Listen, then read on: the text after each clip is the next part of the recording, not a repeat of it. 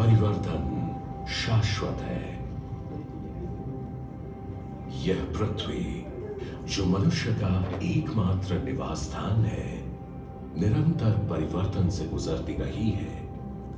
यह हरी भरी धरती लगातार हुए बदलावों का ही नतीजा है।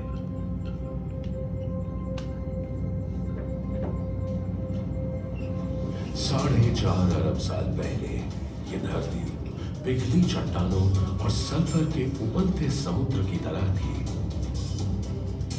जहां जीवन की कल्पना करना भी असंभव था। समय के साथ यहां का तापमान गिरता गया, जिससे पृथ्वी की कई संकेंद्रित परतें क्रस्ट, मैंटल और कोर बनने लगी। मैंटल की ऊपरी सतह एस्थेनोस्फीयर मोटी और चिपचिपी थी। इसके ऊपर लिथोस्फीयर जो एक भूखंड था तैरता था, जिससे आगे चलकर महाद्वीप बने।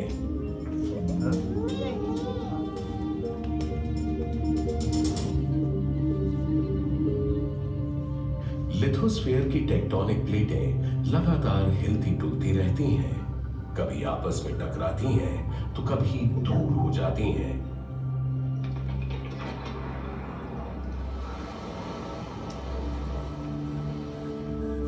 और इसी के परिणाम स्वरूप पर्वतमालाएं, गहरी घाटियां और नए महाद्वीप बने।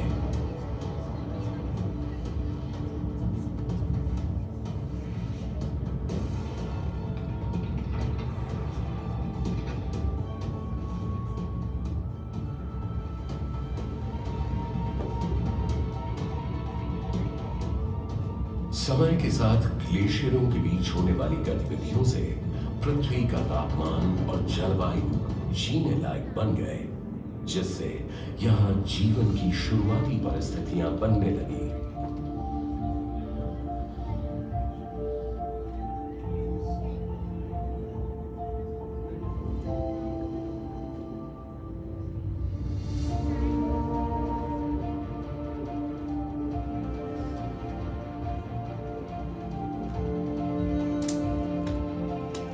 वैज्ञानिकों का अंदाजा है कि 65 करोड़ साल पहले क्रायोजेनियन युग में एक बड़ा महाद्वीप टूटा, जिससे गोंडवाना, लॉरेंशिया, बाल्टिका और साइबेरिया बने।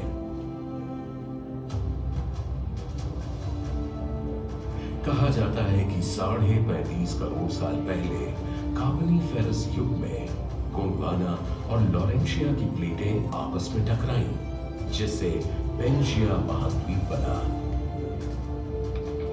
धीरे धीरे समय गुजरने के साथ पेंजिया के और टुकड़े होते गए, जिससे आज के महाद्वीप बने।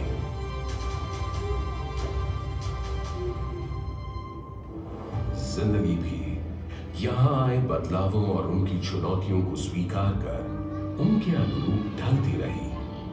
कुछ प्रजातियों ने खुद को इसके अनुकूल बनाया, कुछ विकसित हुई और कुछ नष्ट हो गई। बदलावों का यह सिलसिला आज तक जारी है।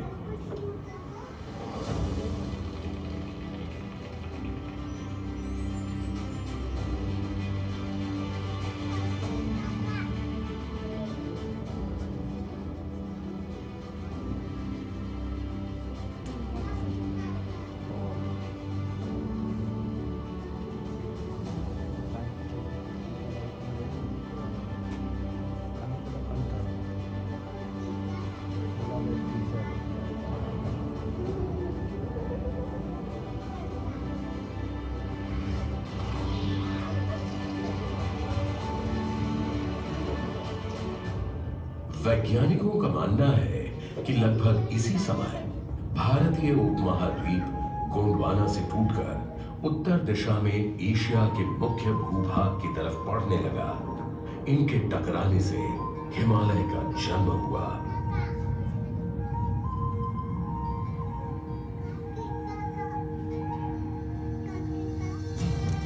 भारतीय उपमहाद्वीप के उत्तर पश्चिमी इलाके की टेक्टोनिक प्लेटें निरंतर सक्रिय हैं।